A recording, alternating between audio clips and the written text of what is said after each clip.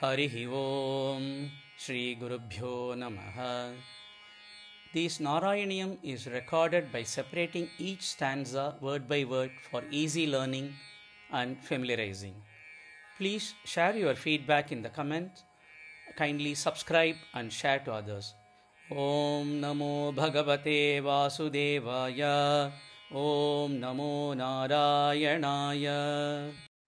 Sriman Narayaniyam Dashakam 44 Sloka 5. Krishi dhatu, krishi dhatu, krishi dhatu, na karabhyam, na karabhyam, na karabhyam, krishi dhatuna karabhyam, krishi dhatuna karabhyam, krishi dhatuna karabhyam, sakta ananda atmatam, sakta ananda atmatam, saktanandatmatam, saktanandatmatam, saktanandatmatam. Kila abhilapat, kila abhilapat, kilabhilapat, kilabhilapat, kilabhilapat. Krishi dhatuna karabhyam, saktanandatmatam, kilabhilapat.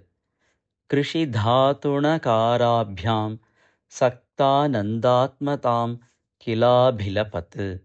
Krishi dhatuna karabhyam, saktanandatmatam, kilabhilapat. Jagat agha karshitvam va. Jagat agha karshitvam va. Jagadagha karshitvam va. Jagadagha karshitvam va.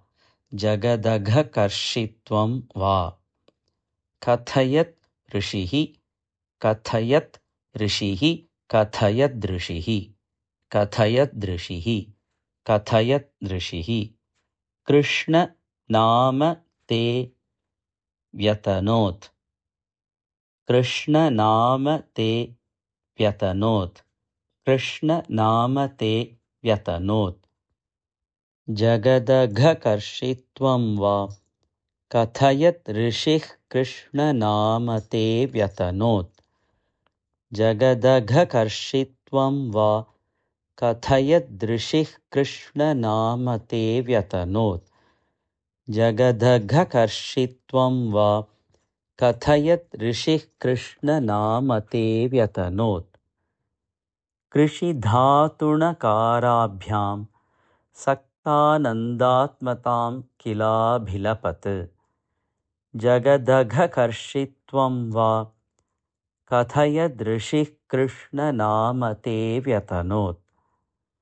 Krishi dhatuna karabhyam, saktanandatmatam, kilabhilapat.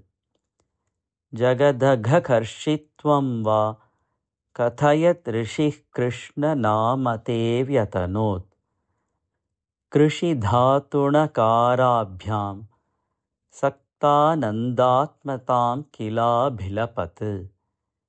Jagadagha karshitvam va. Kathayat rishih Krishna nama te vyatanot.